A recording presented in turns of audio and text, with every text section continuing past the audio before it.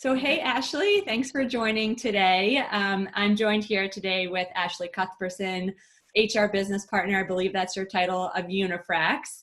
I know you've been so busy and can't thank you enough for carving out some time to chat. It's so nice to talk to someone else outside of the company and talk about something maybe we don't usually talk about on a daily basis. So thanks again. So if you could just give us a quick overview of kind of your role at Unifrax and we can jump into it. Yeah, so I actually, in January, we did quite a large restructure. And so I now have about 12 sites globally that report into me. So I have a couple of our business units, and COVID was basically the perfect situation to have to get together and kind of learn all of my business all at once in a super short period of time. Which has been good. But yeah, so my role is now to kind of support a business unit globally, and kind of manage a team between both operations, sales, finance, the whole thing. So it's an expanded kind of scope for me, and it's pretty exciting. That's awesome, and nothing like a crisis to really allow you to jump right into kind of a new role. And interestingly enough, you've had to like approach this whole new dynamic from an international and global perspective, right? Because you have some international oversight, and given this is not just a US problem, I'm sure that's been a bit of a learning curve, but interesting, hopefully, in some ways. Yeah, so it's been really fascinating actually, because we have locations in 23 countries, including China. And so, at the beginning of the year, I think everybody was like, oh, this is not a big deal, and maybe they're overreacting. And I think we saw it evolve, right? And on the US side, I think we were so late to the game that we'd been doing so many things globally. That it was trying to figure out the nuances between them, and what did we like that countries did, and did we want to apply that to the US in advance. And so I actually personally started working from home. I think my last day in the office was like March 13th, which was way ahead of actually what most other states did. And so we had kind of pushed that forward and said, oh, look. You're like, okay.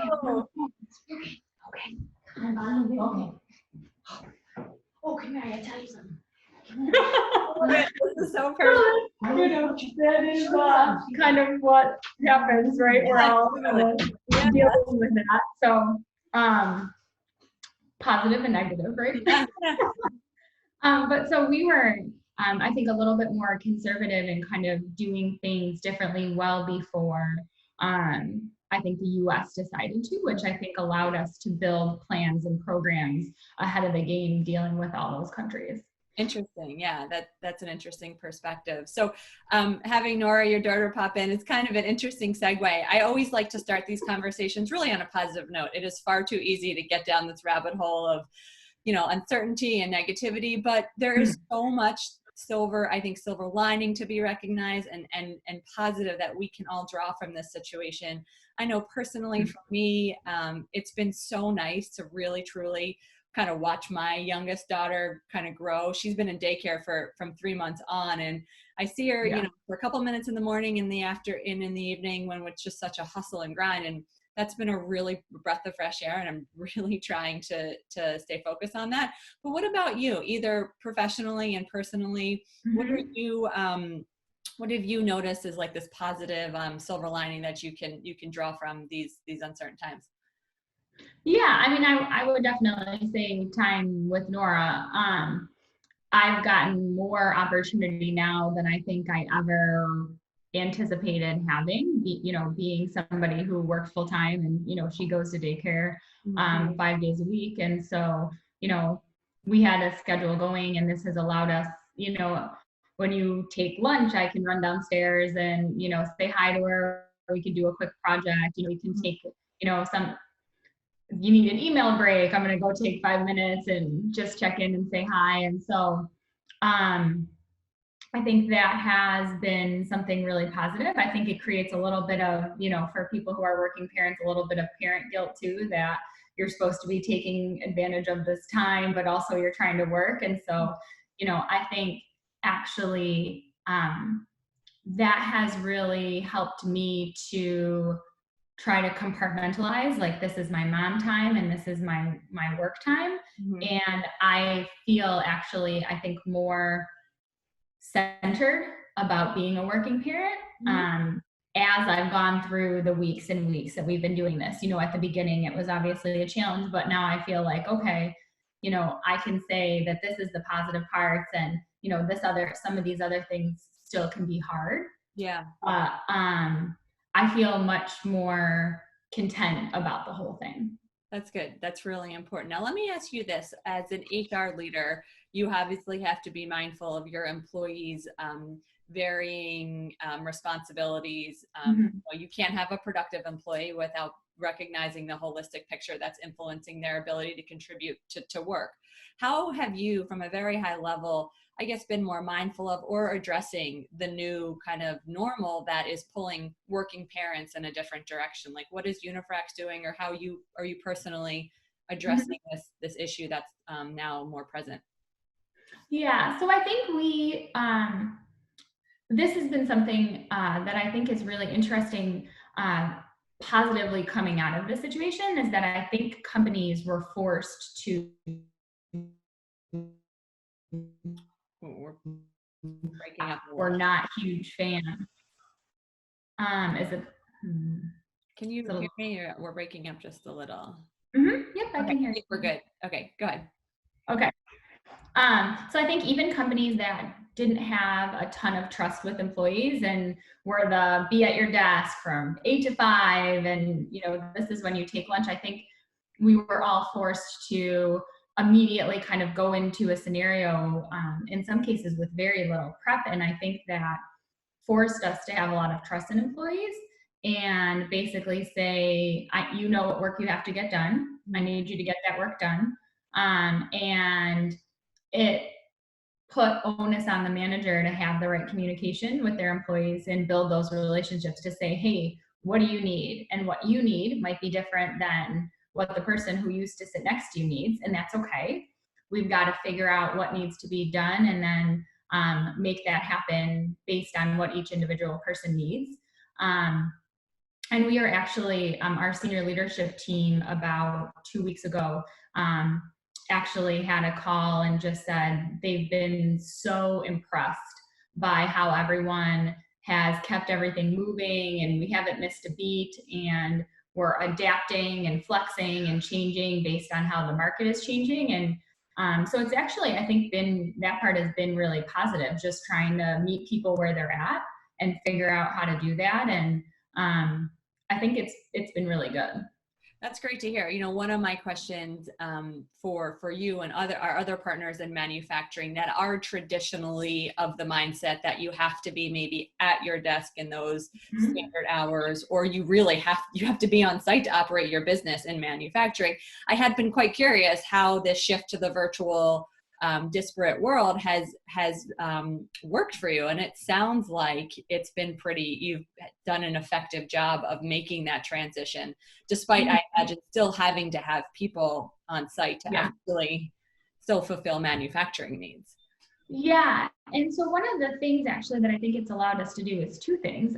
One is allowed us to think about different shift patterns and different ways of producing the product that has allowed us to focus on kind of the safety of people in the office. And it's allowed us to think a little bit differently about what types of equipment we invest in and how we make things more automated and easy for people to do. Um, and then finally, it's allowed us to look at jobs where we would have never said you could do that from home and provide people more flexibility. Even just doing, you come in this week and you stay home this week, and you come in this week and you stay home this week. It's not 100% remote, but it's a ton more flexibility than probably people in those roles maybe could have ever anticipated within manufacturing. Mhm. Um, which I think is really positive, and allows us to really think differently about when and where people can do things within manufacturing, and how we support the site and still engage with the employees who have to be there to run equipment. Mhm. Um, but also provide them some different opportunities as well. So with these kinds of adjustments and adaptations, do you think you will continue this forward in our future state? You know, as things start to loosen and open up a bit, do you envision your team really committing to those kinds of adjustments, knowing that it's been fairly effective, it sounds like, over the last 2 months?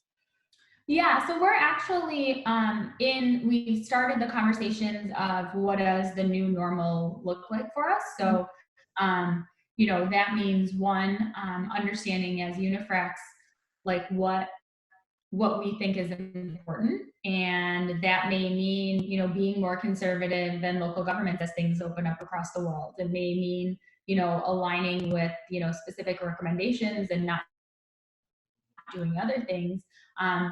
But it also means looking at what keeps employees really engaged with us, and how can we keep things flexible. We've talked about dress code, right? Working from home.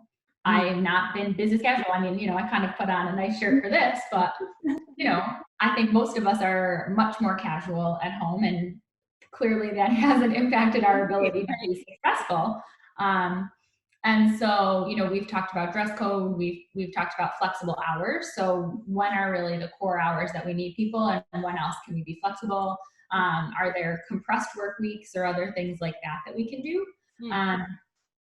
And, when do you need to be in the office versus when, can you continue to work at home, and scenarios like that. And I think the other thing that we've talked about that is really interesting, and I think a lot of companies have experienced, is just the enhanced communication that they've had to put out because people are remote. Yeah. So in the past, you might have just talked to people at the water cooler or held a quick team meeting. Everybody's in there, you go through the stuff, and that's less possible now. And so the enhancement in kind of those corporate communications and trying to reach all people at all levels, I think has been really good, and something that we have to find a way not to lose as we go forward. Absolutely. So have you felt like your team and your leaders in their respective departments have really committed to holding virtual meetings daily or weekly? And have you felt like that's been helpful in maintaining culture and connectivity? Because we all know that that's so important in terms of engagement and employees feeling valued, but it can be hard to commit to regularly. But have you felt that that's been the case?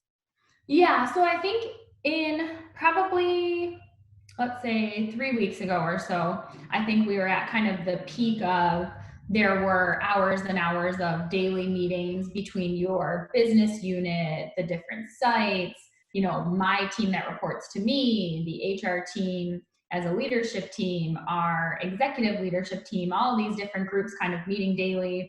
What's changing? Who has shut down business? Who has reopened?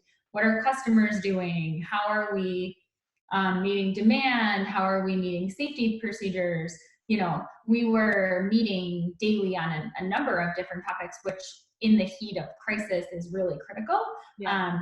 But we have to find a way to balance having the connection with getting the job done. Sure. And so we've started to kind of dial those back a little bit to maintain what we think is a much better kind of balance. So we're meeting more like twice a week or 3 times a week, depending on the function and the purpose, to keep those connections and communication going without overburdening people with the value time that they have to commit. So that they can kind of do the work that needs to be done too. And I think actually over the past probably 2 weeks, it's felt like we're reconnecting in a value added way, not just connecting to connect. Yeah. And in the same thought process and theories that we should have been thinking about when we were meeting and when we had the ability to meet in person, like, is this a necessary meeting that we have to have? But I think when you're approaching your business from a slightly different perspective, as we all know, some of the things that are really important are then actually being put into action, which is refreshing. And I feel the same way too. We're being a lot more thoughtful about what is truly meaningful versus what is nice to have. And it's a balance. Like, you really do want to make sure your team feels connected. You're seeing the face-to-face, because that really is super critical in maintaining culture, but finding the balance between what is value added versus what we think we should be doing is important to keep in mind. So yeah, that's interesting to hear, because we talk about it as a small organization, and I know large organizations are feeling kind of that same balancing act. Yeah, I remember probably like 2 weeks in, because we were a little bit ahead of the game, as I mentioned. Yeah. The meetings that were like, now we'll really see what meeting could have been an email, right? Yeah. which is true. You really think about, what do people need to know, and what's the value of doing that in person versus what's the value of just getting that information out there and following up at a later date or whatever the case may be. And so I think actually at my company, but I think a lot of companies have learned a much more effective way to cascade information that I'm hopeful that we maintain, going forward. And it's forced us to think differently about how we can communicate. We've had plants that shut down in different states and countries due to lockdowns and kind of laws from the government, and we still need to communicate to those people. And a phone tree is not very efficient, right? Trying to call everybody and get a hold of them. And so it's forced us to really think about personal email addresses and cell phone numbers and more video type concepts that we can send around and look at this at your convenience, so you know what's happening with us. And so I think that's really interesting. And in the past, we would have taken people off the floor and built in different things in manufacturing that now we can learn and say we can get information to people a lot faster and more real time, that maybe they'll appreciate in a content and be able to use better than what we had in the past. Interesting. Okay, so let's shift gears just slightly. So obviously, I've always, you have a ton of insight in terms of just HR in general, but I'd like to focus in on talent acquisition, because that's obviously a space that we are very active in, and just get your insight and thoughts on how you think talent acquisition may evolve from the context of, do you really think that you as an organization would be more comfortable with hiring remote positions? How, if at all, through the last 8 weeks, have you adopted like a virtual interview or hiring process? I'd love your perspective on that particular area of focus within a broader HR perspective. Yeah. So we definitely have had a couple of positions that we've continued to move forward with, even in, pandemic situations. And I will say that I think going forward, video, it was kind of commonly accepted as more of a step within the process, but we still had to meet this person. Yeah. And I think now, as people come in that we've never met with in person, and we've basically had to meet them 6 feet away and hand them a computer and say, hey, good, hopefully you can start and we'll onboard you from home and all that. I mean, I think we've seen those people come in and contribute. And so I think it's forced us, and probably a lot of companies, to say that you can ascertain how a person is going to do through the interview on a video, and that's okay. And so I think that provides cost savings for the company with candidate travel and things like that. And like I said, I think we've had success with it, and it's forced us to really think about the questions that we ask, to dive into that candidate and make that connection and learn how to read people's body language and all those things that are a little bit more challenging on video, that I think you have to think about more.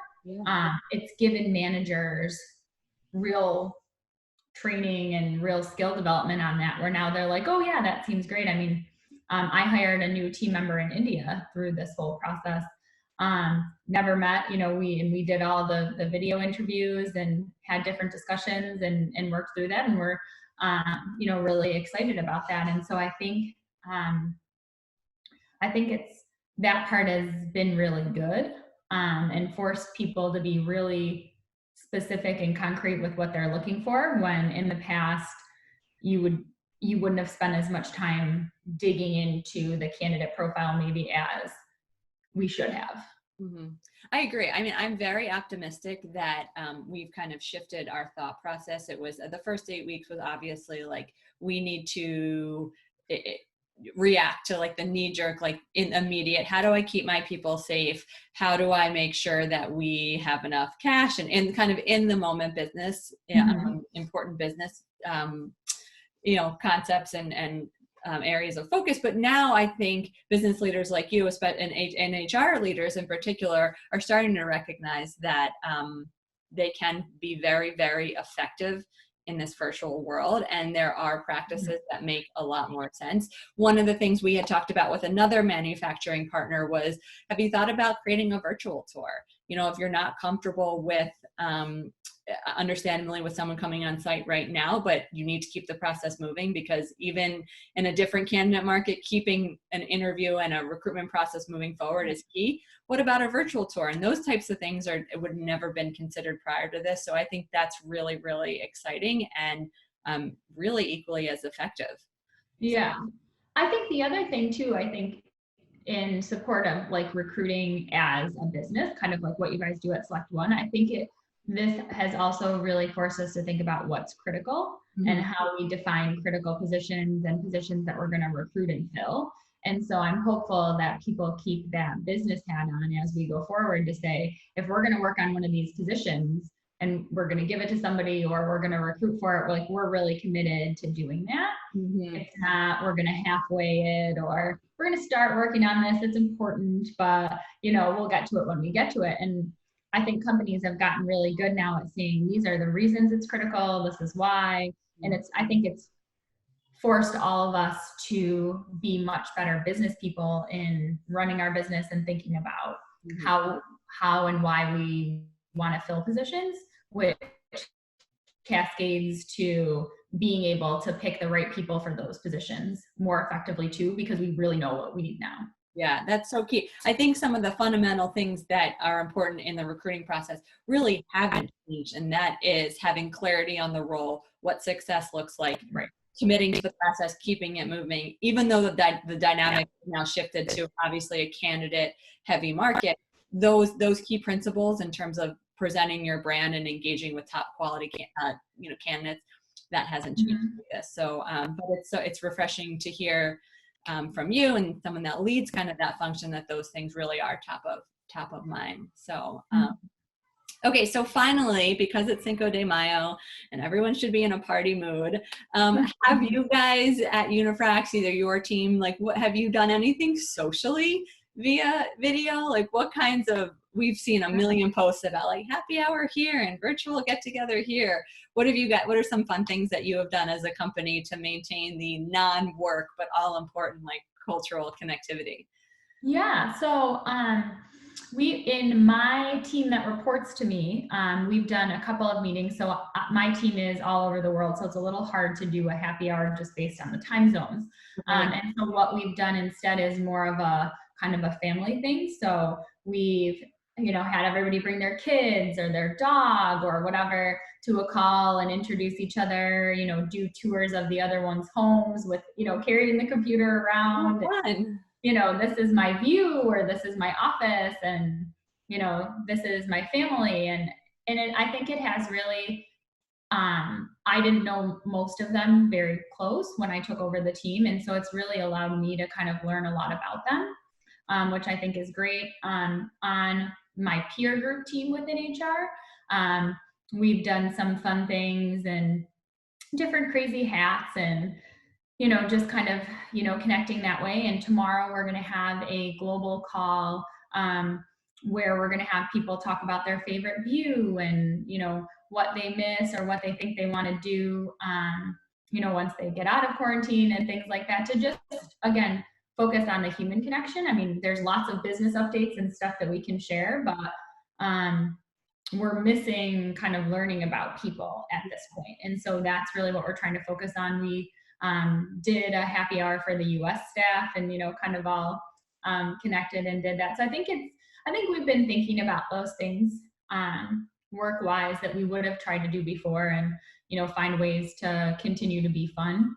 Yeah, definitely. And separating them from the business talk. I think that's really important. I think you'll lose what we've tried to do both, like let's have a quick update and then we'll have a happy hour, and it just doesn't work that way. So we're today at 4, I think we're having like just a Cinco de Mayo themed happy Yeah. hour, and trying to just keep it light and social and allow people to kind of separate and exhale from the business, the constant connectivity and kind of connection to work, which is super important too. So that's cool to hear. So Yeah. So it's been fun. I mean, I think overall, though, for I think HR maybe more so than some of the other functions, trying the amount of stress of just trying to work through everything that happens with a pandemic. You know, how are you doing benefits? How are we keeping people employed? Who's working when and where and what laws and all of that? I think, you know, it has, although it's been really stressful, I think it's forced, you know, me, and I think a lot of folks would agree with this in HR, it's forced us to be better. And so I think that's another positive that, you know, I think HR is leading now and really being a business partner, because really, you can't focus on, you know, some of the things that maybe didn't add value before. right. So I think that'll be really good for HR in general, for That's sure. awesome. That I couldn't agree more. And I think that's just such a high note to end on. So I can't thank you enough again. It was such a treat to connect and get your perspective and view. And I am sending all the positive vibes your way as we continue to navigate this. And thanks so much. Yeah, thanks for having me.